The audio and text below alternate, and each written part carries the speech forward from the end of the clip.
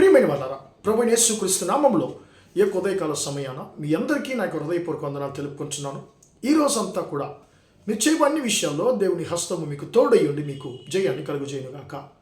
దేవుని మహాకృపను బట్టి మనము ఈ యొక్క సంవత్సరం యొక్క చివరి రోజుల్లో మనం ప్రవేశించున్నామండి. ప్రియమైన దేవులారా, ఈ రోజుల్లో మనము నూతన సంవత్సరంలో మనం అడుగుపెట్టడానికి మనము సిద్ధపడుతున్నామండి.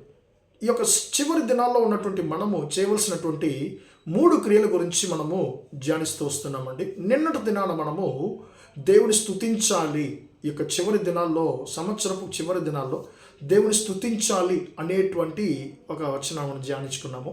ఈరోజు మనం చేయవలసినటువంటి రెండో సంగతి ఏంటి, చివరి దినాల్లో, ఈ యొక్క సంవత్సరం యొక్క చివరి దినాల్లో ఉన్నటువంటి మనం చేయవలసినటువంటి రెండో క్రియ ఏమిటి అనేటువంటి దాన్ని ధ్యానించుకున్నామండి. మనం పరిశోధన చేసుకోవాలండి. మన జీవితాన్ని మనము పరిశోధన చేసుకోవాలి. ఆదికాండ పుస్తకము 35వ అధ్యాయంలో యాకోబుతో దేవుడు అంటున్నాడండి. ఆయన యాకోబు తన యొక్క దేశానికి మళ్ళీ ఆయన తిరిగి వెళుతున్నాడు. మన 31వ అధ్యాయం నుండి మనం చదివినప్పుడు ఆయన తన తండ్రి యొక్క దేశానికి తిరిగి రాబోతున్నాడు 20 సంవత్సరాల తర్వాత. కానీ ఆయన ఎప్పుడైతే తన ప్రయాణాన్ని మొదలుపెట్టాడో అప్పటి నుండి ఒక్కొక్క శత్రువుని ఆయన ఎదుర్కొంటూ ఉన్నాడండి. మొట్టమొదటిగా ఒక శత్రువు వెంబడిస్తున్నాడు. ఎవరు? మామయ్య. ఈ సిరియా దేశంలో ఈ శత్రువు చాలాసార్లు యాకోబును మోసగించినటువంటి శత్రువు. యాకోబు యొక్క దుఃఖానికి కారణకర్త అయినటువంటి శత్రువు ఈ శత్రువు ఎవరు? మామయ్య అయినటువంటి లాబాను. ప్రియమైన ఈ యొక్క శత్రువు మళ్ళీ యాకోబును వెంబడిస్తున్నాడు. కానీ దేవుని మహాకృపను బట్టి దేవుడు ఆ యొక్క వెంబడించే శత్రువుని మళ్ళీ తిరిగి పంపించేశాడు. ఆ శత్రువు ఏ హాని చేయలేకపోయాడు యాకోబుకి. రెండోది ఒక శత్రువు ఎదుర్కొంటూ వస్తున్నాడు. ఆ శత్రువు 20 సంవత్సరాలుగా యాకోబుని చంపాలని చెప్పి పగబట్టినటువంటి శత్రువు ఎవరు? తోడబుట్టినటువంటి అన్న అయినటువంటి ఏశావు. ఆ శత్రువును కూడా దేవుడు పగతో వచ్చినటువంటి శత్రువుని ప్రేమతో మార్చేశాడు, ప్రేమగల శత్రువుగా మార్చేశాడు. ఆ శత్రువు కూడా సమాధానంగా వెళ్ళిపోయాడు. మళ్ళీ యాకోబు తన జీవితాన్ని పరిశోధన చేసుకుంటున్నాడు. ఇంకా దేవునికి ఇష్టం లేనిది ఏదో నా జీవితంలో ఉంది. అంటే ఆ శత్రువుని జయించాను, ఈ శత్రువుని జయించాను, కానీ ఇంకా నాకు సమాధానం లేకుండా ఉంది. ఇంకా దేవునికి ఇష్టం లేని క్రియ ఏదో ఒకటి నా జీవితంలో ఉందని చెప్పి యాకోబు తను పరిశోధన చేసుకుంటున్నాడు. తనతో ఉండేవారితో అంటున్నాడు, మీరు మీ యొద్ద ఉన్న అన్య దేవతలను పారవేసి మిమ్మల్ని మీరు శుచిపరచుకొని మీ వస్త్రాలు మార్చుకుని అన్నాడు.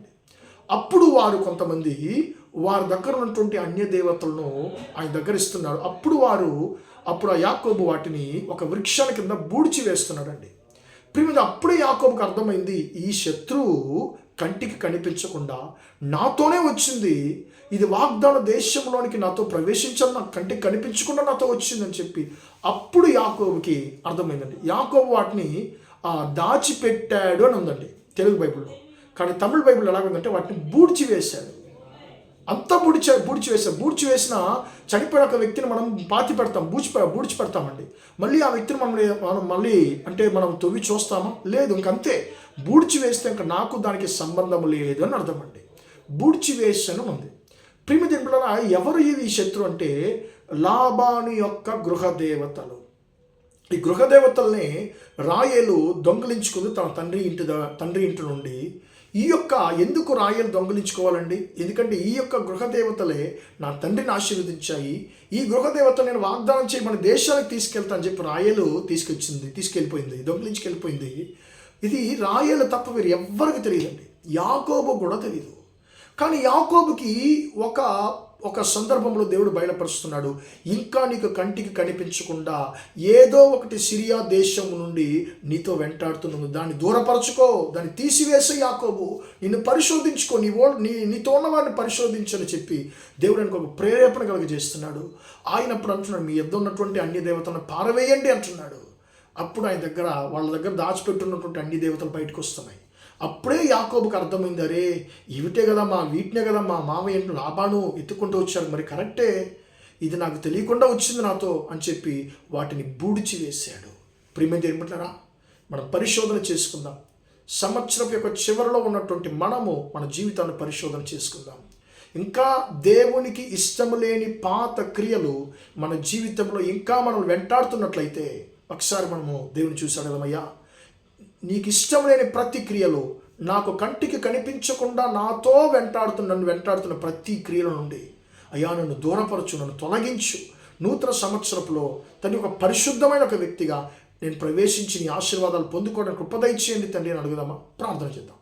ప్రేమగల మా తండ్రి, దయగల దేవా, ఇంతవరకు ఈ మాటలు విన్న తండ్రి, నీ బిడ్డలు మీరు దీవించండి, ఆశీర్వదించండి అయ్యా.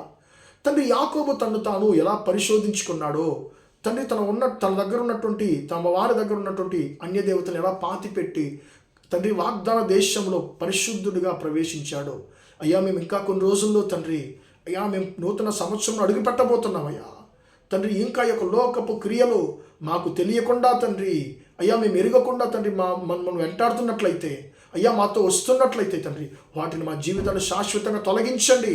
మీ బిడ్డల యొక్క ఆశీర్వాదాన్ని అడ్డగించాలని చెప్పి తండ్రి వారితో తండ్రి స్తోత్రము ప్రయాణం చేస్తున్న ప్రతి ఒక్క తండ్రి పాప క్రియలు, సాతాను యొక్క శక్తులు యేసయ్య నామములో లయమగిరిపోవునుగా కానీ ప్రార్థిస్తాను తండ్రి. నీ బిడ్డలను పరిశుద్ధపరచండి, పరిశోధించుకొని తను పరిశుద్ధపరచుకొని కృపదయించండి తండ్రి.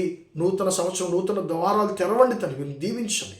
ఈరోజంతా కూడా మా సహోదరులు చేసే అన్ని విషయాల్లో మీ హస్తం తోడు వారిని ఆశీర్వదించమని యేసయ్య నామములో ప్రార్థించి అడిగి వేడుకొంచున్నాను తండ్రి. ఆమేన్, ఆమేన్. ప్రియమైన వారారా, దేవుడు మిమ్మల్ని దీవించి ఆశీర్వదించును గాక. Praise the Lord, praise the lord.